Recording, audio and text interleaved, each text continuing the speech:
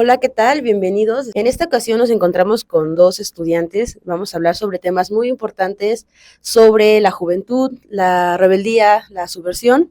En esta ocasión tenemos a Ernesto Sandrich, es miembro de la Central Nacional de Estudiantes Democráticos, CNDE. Hola. Y tenemos a Frida, miembro de Estudiantes por Palestina, UAM. Bienvenidos. Hola, hola. Bueno, chicos, platíquenme un poco sobre la organización. ¿Quiénes son? ¿Qué hacen? ¿Qué han estado haciendo? De acuerdo, pues un poco de introducción. La Central Nacional de Estudiantes Democráticos tiene historia. Desde nosotros identificamos que desde hace 55 años en México no hay una organización nacional de estudiantes, pues, ¿no? Es decir, lo que existe o las organizaciones que conocemos en nuestras instituciones, algunos colectivos estudiantiles, nosotros identificamos que actúan separados o aislados, pues, ¿no? Y el llamado de la CND es eso, es decir, a todas las organizaciones que se encuentran actualmente, pues, que no están coordinadas, que están desarticuladas, que están aisladas, pues el llamado que hacemos muy puntual es no más luchas aisladas, pues, ¿no? Decimos que tenemos historia porque, pues, nosotros surgimos con el movimiento estudiantil de 1968, en el cual desaparecemos por la persecución política del momento, pues, ¿no? En el cual, pues, se decía que el 68, pues, era una conspiración, en el cual, pues, el Estado mexicano, pues, ha tenido la costumbre, hasta nuestros tiempos, de reprimir, de tener una persecución política hacia los estudiantes, en el cual ha tratado de desmantelar las organizaciones estudiantiles. Entonces nosotros tomamos la bandera de la primer Central Nacional de Estudiantes Democráticos, estamos en un proceso de reconstrucción, en el cual pues actualmente nos encontramos en alrededor de 14 estados de la República de este país, y pues tratamos eso, de organizar a los estudiantes, por una cuestión tan sencilla que es el derecho a estudiar, pues, ¿no? Nosotros decimos que hay que hacer viva la consigna de educación pública para todos, sobre todo para los hijos e hijas de los trabajadores, y que eso se resuelve con organización estudiantil. Muy interesante, es muy importante, pues como estudiantes, pues estamos unidos, ¿no? Pues para defender pues todos nuestros derechos como estudiantiles, ¿no? No desde la institución, sino desde pues un frente de estudiantes organizados. ¿Qué actividades han estado haciendo sobre este tema de solidaridad con Palestina? Sí, pues va de la mano con nuestra lucha por una educación pública, luchar porque en este país haya una educación al servicio del pueblo y para el pueblo, pasa por necesariamente denunciar lo que no es del pueblo. Cuando nosotros impulsamos esta campaña de solidaridad con Palestina en México, en sintonía con las acciones que hay en Estados Unidos, en Europa, en Grecia, en España y en otros lados, lo hacemos con el sentido de llenar las universidades, los centros de estudios de solidaridad internacionalista. Yo creo que ser solidarios con Palestina es justo, es necesario, es algo del momento, que pues si no somos solidarios con esta lucha justa, pues ese genocidio se va a traducir en una guerra mundial, y en el cual ya los estudiantes hemos sido partícipes de los cambios y de las transformaciones, y sobre todo hemos sido partícipes de parar las guerras. En su momento lo hicimos contra la guerra en Vietnam, en su momento lo hicimos contra la guerra en Irak, en su momento lo hicimos solidarios con la revolución cubana y entre otras transformaciones, rebeliones, luchas justas, y lo que hemos estado impulsando aquí en México pues es eso, el rompimiento con un Estado criminal, el luchar por ese rompimiento con un Estado que, insistimos, en Palestina no hay una guerra, no hay un conflicto, en Palestina hay un genocidio. Sumando a ello, nosotros tenemos la lectura de que el Estado mexicano con el Estado de Israel tienen una complicidad.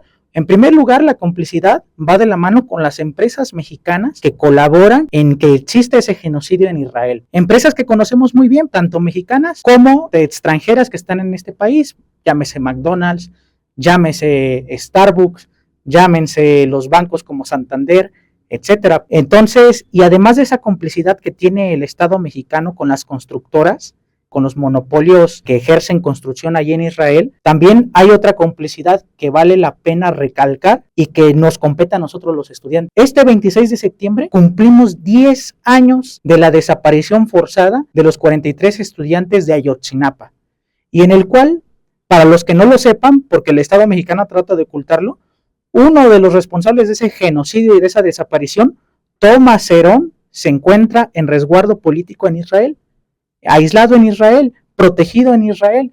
¿Y cómo es posible que actualmente con un gobierno que se dice de izquierda o socialdemócrata, pues bueno, si se dice de izquierda, pues que traiga a la justicia a ese criminal que es Tomás Herón, y en el cual nosotros sí denunciamos y seguiremos denunciando eso, porque son partícipes de un genocidio y son partícipes de una desaparición y de un acto criminal de Estado. Y los únicos responsables son el Estado mexicano y el Estado de Israel, que son cómplices. Entonces, nosotros llamamos al rompimiento, insistimos mucho en eso. Más que nunca, los estudiantes de México nos toca esa lucha de ser solidarios con Palestina, porque también nos han tocado a nuestros 43. Sí, muy importante recordar pues esta memoria histórica, porque si no recordamos los sucesos, permitimos que sigan las cosas como es. Para ponernos un poco más en contexto, cuéntame, Frida, un poco sobre la situación de Palestina.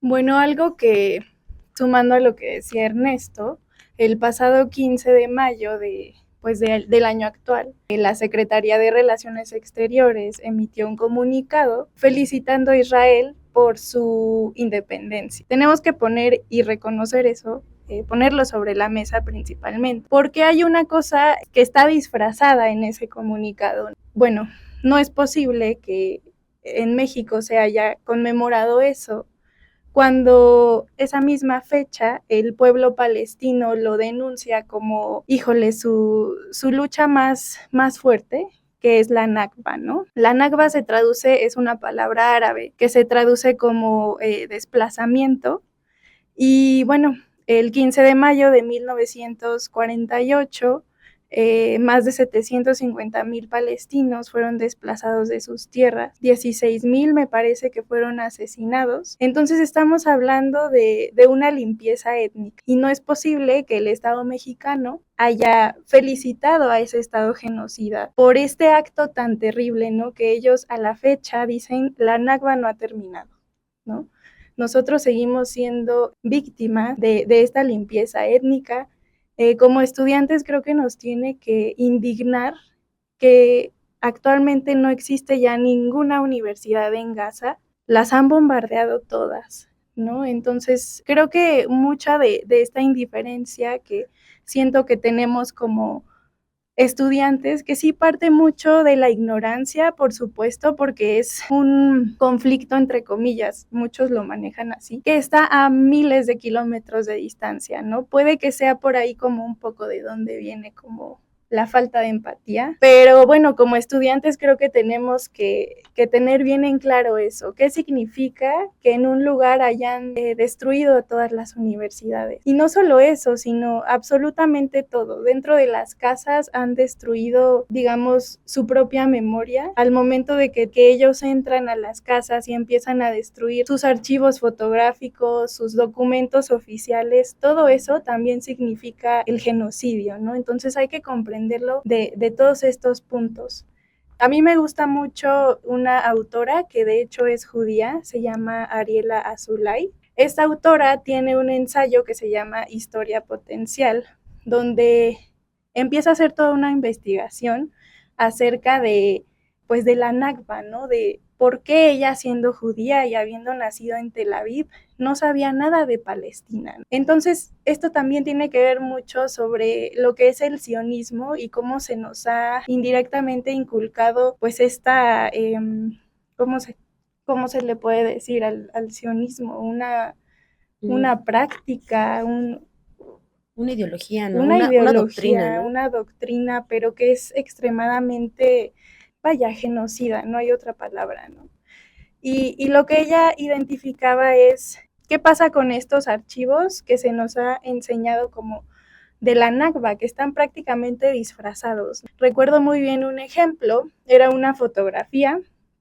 Para empezar, primero leer las descripciones, ¿no? Porque desde ahí viene como todo este disfrazamiento de una memoria que ha sido colonizada, ¿no?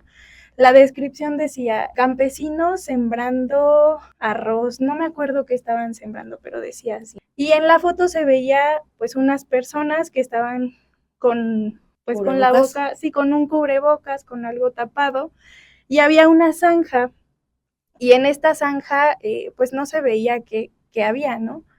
Pero, ¿qué pasaba, no? También había soldados de las fuerzas de defensa israelíes parados como detrás de cada persona, ¿no? Y entonces yo recuerdo que le he puesto como a algunos alumnos ese ejemplo y les digo, ¿ustedes qué ven en la imagen? ¿Ustedes creen que lo que dice la imagen es lo que está en la descripción? Y uno se quedan así como analizando ese documento y dicen, no, es que no es lo mismo. Y efectivamente no es lo mismo. Lo que estaba pasando en la fotografía era que estaban sepultando cuerpos de sus hermanos, ¿no? Eran palestinos sepultando cuerpos con miembros de las fuerzas de defensa israelíes apuntándoles en la cabeza, ¿no? Entonces, ¿por qué han disfrazado toda esta narrativa, ¿no? Y estamos hablando de un archivo fotográfico, ¿no? Desgraciadamente, absolutamente toda la historia está disfrazada de esa forma y creo que vale la pena rescatar que realmente necesitamos reinterpretar esa narrativa. ¿Y cómo lo hacemos? Bueno, investigando. Creo que todos tenemos acceso a páginas de internet, a artículos. Actualmente hay muchas personas haciendo contenido para informar, ¿no? Creo que debemos empezar por ahí como estudiantes, ¿no? Para que no nos vengan a contar una historia que ha sido prácticamente colonizada desde el inicio, ¿no? Creo que esa es nuestra responsabilidad. ¿O qué opinan? Sí, yo creo que también es nombrar las cosas por lo que son, ¿no? Platicaba con un compañero y sobre esta situación de la guerra, ¿no? Él decía la guerra. Yo le decía, no es que no hay guerra, ¿no? No es guerra precisamente, que la guerra se da pues entre potencias iguales, ¿no? Que tienen el mismo poder económico, poder armamentista y pues los mismos números de soldados, ¿no? El poder militar, ¿no? Pues en esta situación no hay eso. Israel los rebasa completamente por la ayuda también de, ¿no? De Estados Unidos y de pues muchos otros países. Entonces le decía que no tiene miedo para usar la palabra, ¿no? Porque estaba escribiendo como una nota periodística para Facebook. Digo que no tiene miedo usar la palabra genocidio, ¿no? Entonces yo creo que hay que nombrar las cosas como son, ¿no? La palabra genocidio es una palabra muy violenta, pero pues es lo que está pasando, ¿no? Claro. No hay que minimizarlo porque nos sentimos más familiarizados con la palabra guerra que con la palabra genocidio. Entonces la palabra genocidio se nos hace súper violenta, súper guau, ¿no? Se nos hace muy alejada, ¿no? Es como que crecimos con esta idea del holocausto y dices, es que eso imposible que vuelva a pasar, pero está sucediendo y ha habido como ciertos analistas que dicen es que ya no se puede equiparar la violencia que sucedió en el holocausto, ¿no? Ellos están utilizando otro tipo de armamento, otro tipo de tecnología que es mucha más fuerte, ¿no? Para lo que ellos quieren hacer. Entonces creo que lo que dices es muy cierto, no podemos hablar de una guerra, porque para empezar, Palestina no es reconocida como un estado, ¿no? Entonces, ¿qué pasa cuando pues, ¿cómo nombrarlo? Un territorio no es nombrado como un estado, pues no tienen derechos, ¿no? Internacionalmente no los tienen. Entonces, no podemos hablar ni siquiera de una defensa legítima, ¿no? Porque ellos no se equipara. Entonces, también está esta cuestión que muchos han criticado y que no se han salido como de ese punto, ¿no? Que dicen, bueno, ¿qué pasó con octubre 7? ¿No? Entonces creo que es algo, si bien sí es delicado, porque pues hay gente que no autoriza ningún tipo de violencia en las luchas, pero creo que es importante mencionar cualquier tipo de resistencia puede ser violenta, pero es necesaria, ¿no? No estoy diciendo que vaya, que esté a favor de lo que pasó en octubre 7, pero sí estoy diciendo que tiene que haber una resistencia. Y prácticamente pues es eso, ¿no? Como estudiantes tenemos que saber la historia y por lo tanto condenar ciertas cosas y hay unas que a lo mejor no nos van a gustar, pero que tienen que ser, ¿no? En este caso, pues sí hablo de la resistencia armada o las brigadas de Al-Qassam, que son Hamas, ¿no? Ellos surgen como un brazo armado no recuerdo el nombre de esta resistencia que se levantó en el año 91, me parece, pero es el brazo armado, vaya, o sea, es un brazo armado, ellos combaten, ellos crean sus propias armas, y pues digamos que no van con la población del Estado de Israel, ¿no? Sino que sus objetivos son combatir al oponente, ¿no? Que en este caso se han encargado de perpetuar esta limpieza étnica que es demasiado fuerte, ¿no? Entonces, salir de esa narrativa que si bien sí, octubre 7 fue algo fuerte, fue algo que la resistencia hizo, sí, reconocerlo, pero no condenarlo, porque ¿qué pasó con octubre 7? ¿Sí? ¿Qué pasó con octubre 8, 9, 10, 11, 12? Han pasado ya 8 meses, ¿no? Y nada de esto se detiene. Entonces creo que hay que empezar a nombrar las cosas como son. Gracias. Sí, yo sumaría a lo que ha expresado bien Frida. Hay un derecho universal de los pueblos a levantarse en armas contra los opresores, pues no, aunque suene fuerte, ¿no? La palabra armas, pero es un derecho, pues no es un derecho universal y que los pueblos libres y que son justos lo han llevado a cabo y lo han enarbolado, pues no. Yo sumaría a todo esto la parte de que, o sea, veamos el origen y tomémoslo eso como una reflexión de qué está pasando en Palestina, pero sobre todo qué está pasando en el mundo. O sea, es en lo que hemos insistido tantas veces cuando hacemos saloneos, como hacemos actividades. O sea, sí es justo lo de Palestina y hay que estar con ellos. Eso es realmente posicionarse del lado correcto de la historia. Pero, o sea, insistimos en la parte de que hacer acciones y expresar la solidaridad con Palestina es necesario. ¿Por qué? Porque, bueno, coincidimos con el punto de que en Palestina no es una guerra, no es un conflicto, es un genocidio. No puedes comparar a un Estado supermodernizado como es el Estado de Israel, apoyado por la OTAN, por la Unión Europea, por los Estados Unidos, hablamos en apoyo económico, bélico, con armamento, con equipamiento y político. Pero esto, yo dejaría la reflexión aquí de que esto es un genocidio que suma a la lista de conflictos que hay en el mundo. Llevamos 2 años de guerra en Ucrania y Rusia, 2 años en el cual ese conflicto está escalando una guerra generalizada. ¿Qué quiero decir con guerra generalizada o qué queremos decir? Una guerra mundial, pues, ¿no? O sea, y no hablo de una cuestión apocalíptica, hablo de una cuestión de que como lo tocaban, el holocausto, la Segunda Guerra Mundial, o sea, si ponemos a analizarnos la historia, o sea, actualmente nos encontramos con las bases materiales y las condiciones para que se generen esas condiciones para una guerra mundial. O sea, y si vemos todo de fondo, esto es parte del conflicto que hay entre las dos potencias imperialistas actuales, que es China y Rusia, pues, ¿no? Y que de ahí, China y Rusia versus Estados Unidos, pues, ¿no? Versus Estados Unidos y la Unión Europea, en el cual eso es a lo que llevan a los pueblos, a una guerra mundial, a la barbarie, a la muerte, pero sobre todo a la destrucción del mundo. Por eso sumaría la parte de que en México, ¿qué está pasando?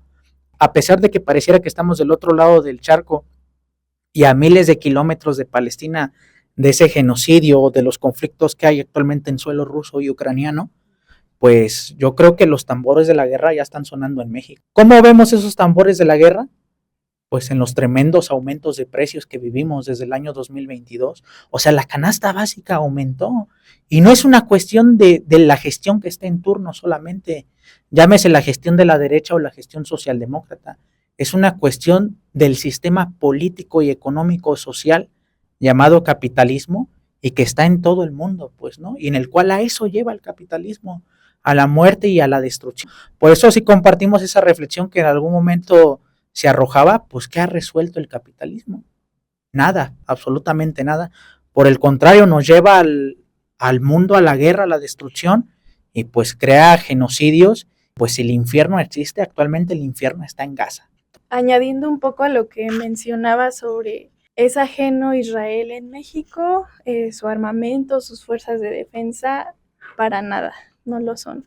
Hay que voltear a ver las fronteras, ¿no? La tecnología que se utiliza en las fronteras, todas vienen de ahí, todas vienen de esta tecnología, pues que se utiliza para vigilar, para castigar, para dividir. Entonces, analizar lo que pasa aquí en las fronteras y bueno, hay muchos artículos si ustedes quieren investigar más sobre eso, pero se sabe que el armamento que utilizan pues sí, las fuerzas de defensa de Israel, que es un armamento de una tecnología de punta para matar.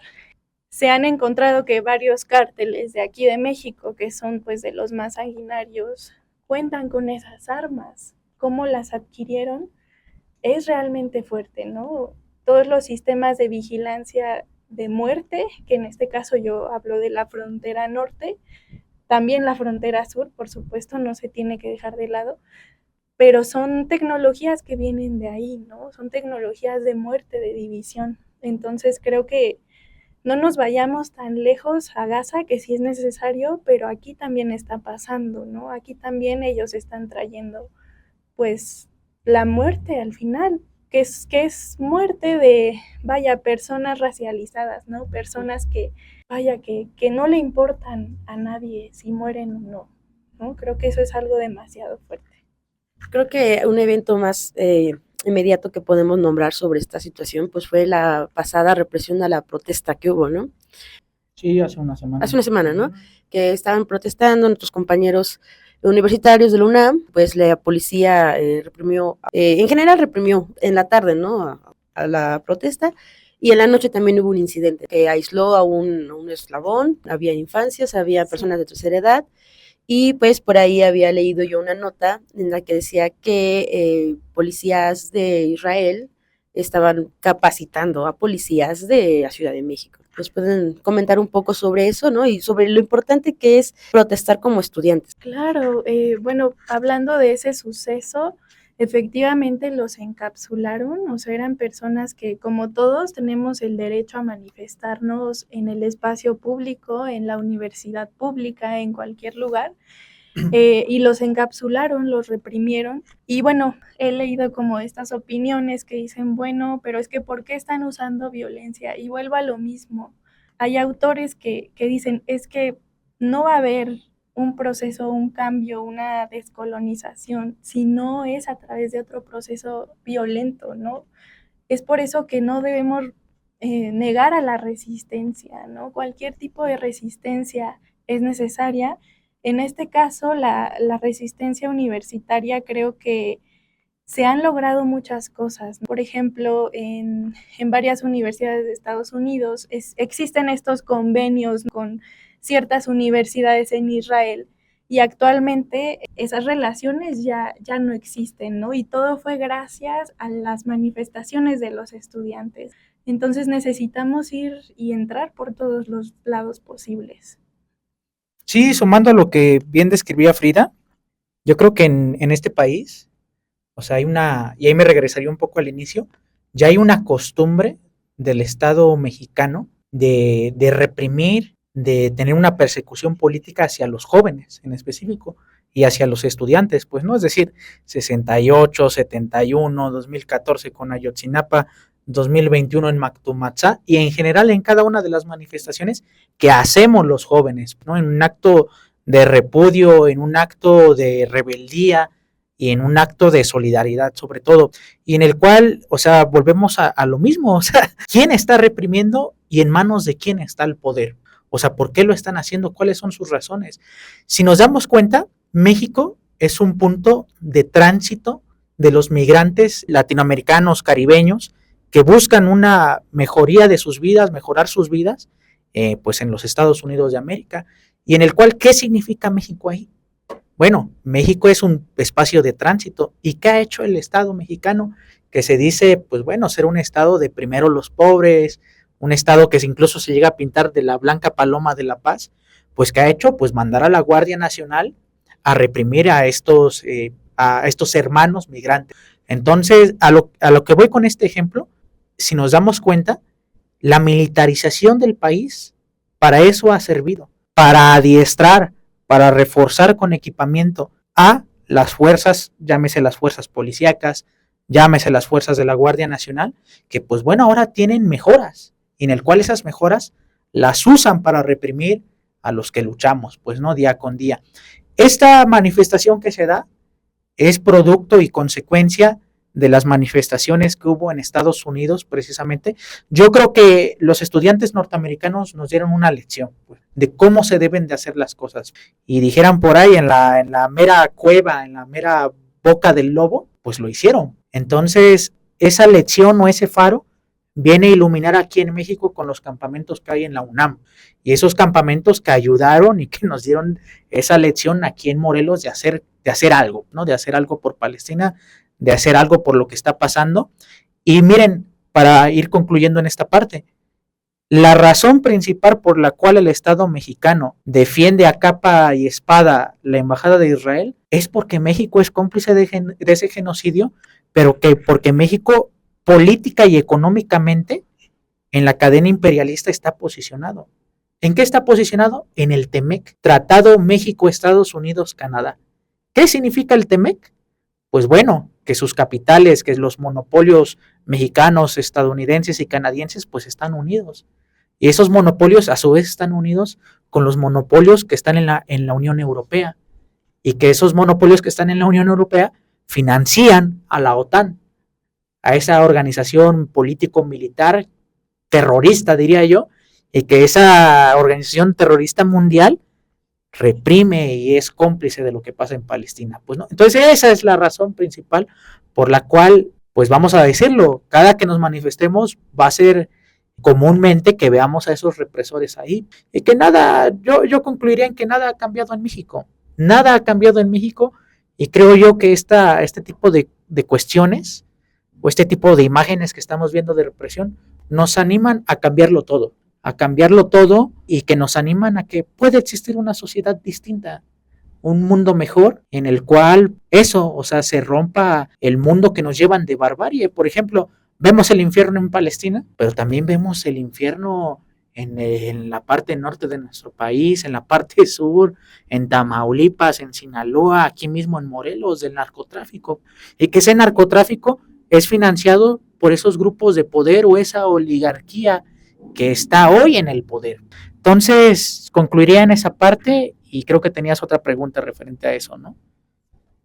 Sí, era más que nada, ¿para qué sirven las protestas? No sé, algunas estrategias de solidaridad que tiene el movimiento. Bueno, yo creo que a veces en algunas redes sociales, en Twitter, Facebook, mismo Instagram, cuando subimos algo en la página de la CENED, y no necesariamente en la de la CENED, en cualquier otra organización social y política que lleve a cabo sus luchas, los critican, pónganse a trabajar, ¿no?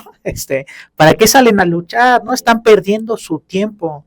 Por ejemplo, ahora en Facebook, cuando publicamos esto en los grupos de Facebook que hay de la UAM, de la universidad, nos ponía un chavo, pero ¿ustedes qué van a hacer si la guerra maneja miles de dólares? O sea, tienen un poder capital y creen que 30, 40 estudiantes que se fueron a parar ahí al edificio principal de arquitectura o en otros puntos de nuestra universidad, ¿van a hacer algo? ¿Van a salvar a los niños palestinos? Nosotros contestamos que sí. ¿Por qué? Porque la historia nos ha dado lecciones de que así la guerra tenga millones de dólares en presupuesto, pues lo que ayuda al hacer una protesta es la presión social y política para que esto cambie y dé un giro. Nosotros tenemos la iniciativa, esta iniciativa es amplia, no es solo de la CENED, sino es hacia cualquier ciudadano, ciudadana, a cualquier joven, a cualquier mujer que sienta que esto es injusto, de reunir 130,000 firmas, irlas a presentar a la mañanera y decirle al señor Obrador, si eres un gobierno de izquierda y si te pregonas como una blanca paloma de la paz, rompe relaciones con ese estado criminal y trae de vuelta a Thomas Herón y que sea enjuiciado como se merece.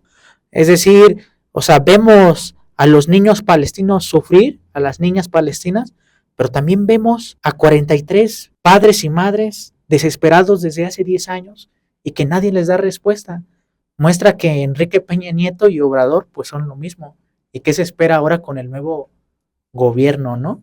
Entonces yo diría eso, que la protesta no es una cuestión de que no queramos trabajar, aclarándoles, no es una cuestión de que tengamos que perder el tiempo, por el contrario, tenemos muchas cosas que hacer y esta sociedad nos obliga a no tener tiempo, pero sin embargo, sí creemos bueno y sí es necesario de que los estudiantes y los jóvenes sobre todo, hay que vencer esa apatía que hay en la juventud, salir más allá del teléfono, salir más allá de los videojuegos y hacer presión política para que ese genocidio pues se traduzca ya en paz para el pueblo palestino, pero sobre todo ese genocidio no pase a ser una futura guerra mundial, pues, ¿no? Y que la viva nuestro pueblo. Entonces tenemos esa iniciativa de las 130,000 firmas. Nuestra meta es reunirlas el próximo 10 de junio o entre esas fechas. Haremos un primer corte y si ya las reunimos, pues nos vamos a ir a parar ahí exigiendo que se rompan relaciones.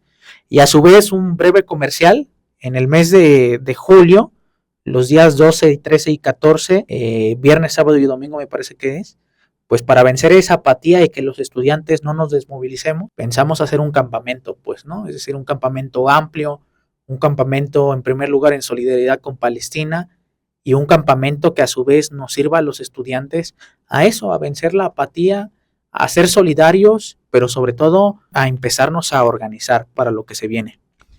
Bueno, esta apatía yo la he leído mucho en redes, ¿no? Que dicen, es que ¿por qué volteas a ver allá si acá también hay violencia, si acá también hay homicidios?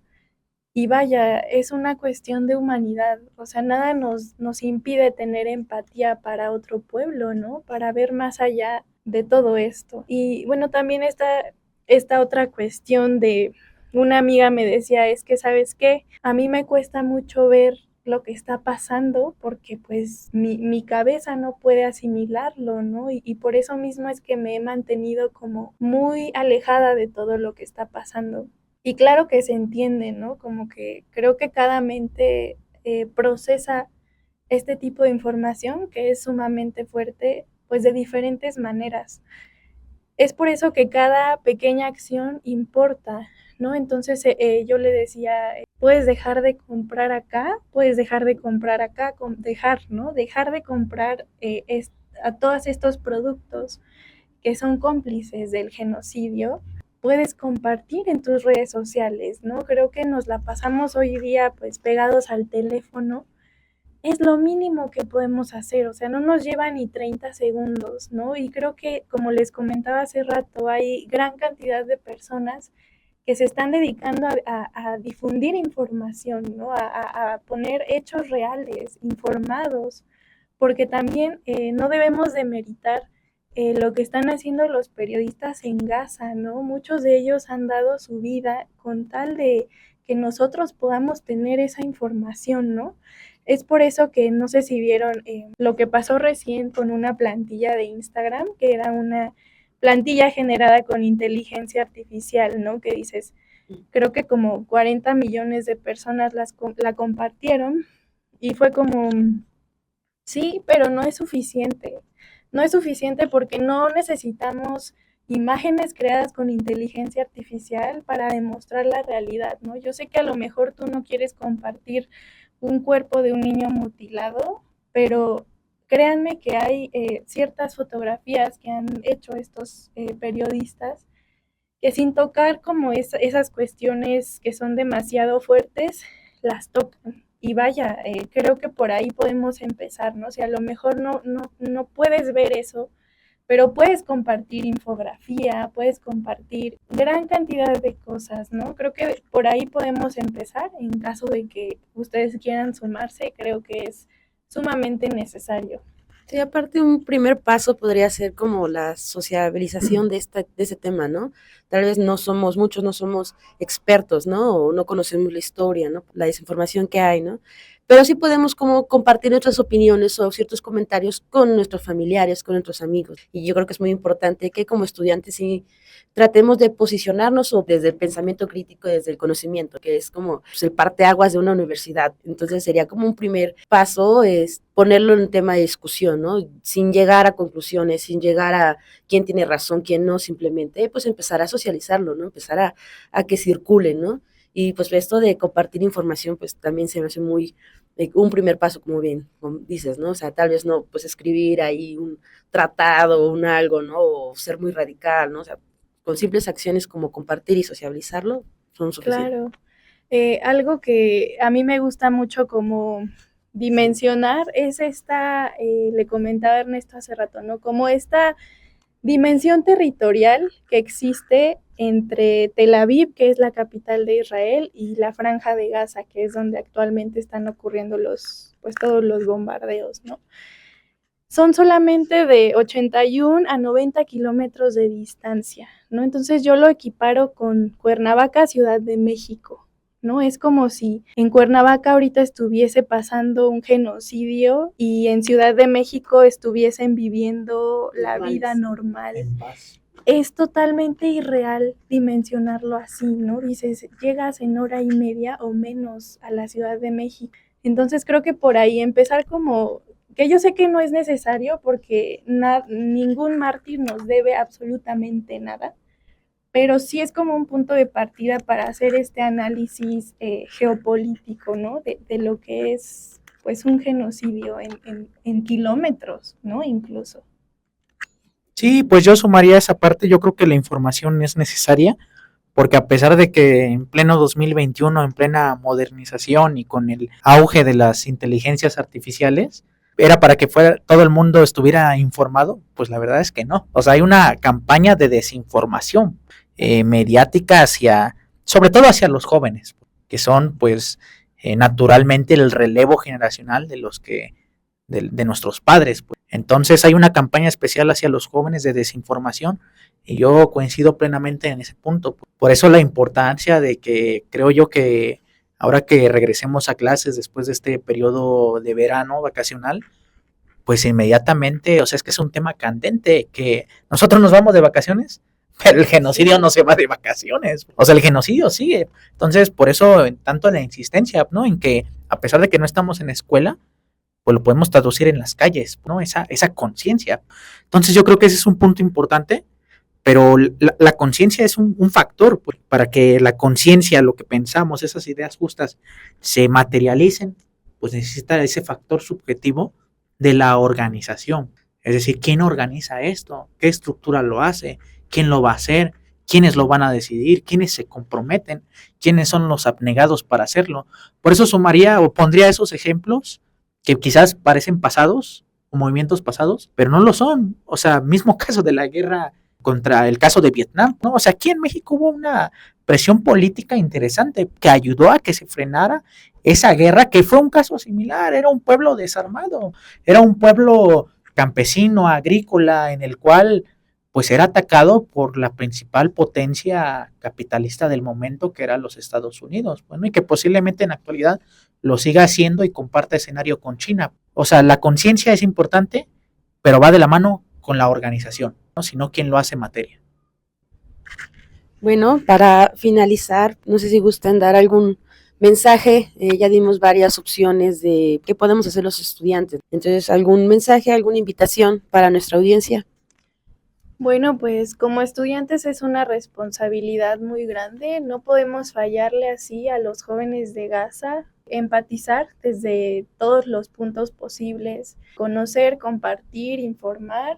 Y bueno, vamos a estar como haciendo ciertas colaboraciones, ¿no? Ciertas acciones que se van a llevar pues al espacio público, pues estén pendientes. Creo que sería increíble que todos nos pudiésemos sumar. Sí, pues yo cerraría que primero agradecer el espacio que nos diste, igual agradecer el espacio y las puertas que se nos han abierto en la UAM misma, de todos los saloneos y las actividades que hemos hecho. Y yo creo que este fue un primer paso a nuestra campaña de solidaridad estudiantil en Palestina que estamos haciendo. Las vacaciones ya nos están ganando, pero insistimos, o sea, uno se va de vacaciones como estudiante, pero el genocidio no para y lo latente de la guerra no para. Entonces yo creo que esa conciencia que estamos generando actualmente en los estudiantes en Morelos debe traducirse en organización. Vienen fechas importantes, 26 de septiembre, nosotros decimos fue el Estado, y 2 de octubre no se olvida, en el cual 26 de septiembre caso Ayotzinapa, que va de la mano con el caso de Palestina. Thomas Herón sigue en Israel, que lo traigan y que afronten la justicia. Finalizaría con eso y daría el mensaje a toda la audiencia, a todos los compañeros, de que nos empecemos a organizar por una cuestión justa, que es el caso de Palestina, pero también necesaria y que afrontamos una realidad compleja en el hoy. Entonces todo ello tiene que ir de la mano con la conciencia y con la organización, ¿no? Entonces con eso cerraría. Les agradezco, Frida, Ernesto, que nos acompañaran en este espacio Y pues a nuestra audiencia les recuerdo que es muy importante todo lo que se habló en esta mesa, en este panel, y les quiero recordar que la organización estudiantil es más que irse a beber los jueves. Estamos en espera de abrir futuros espacios, pues me gustaría que volviéramos a agendar una segunda cita, ¿no? Hay muchos temas en los que no hablamos, ¿no? Entonces, se podrían profundizar más, y agradecemos también aquí a UAM, al Instituto de Investigación en Humanidades, por prestarnos la cabina, y los esperamos en la siguiente emisión.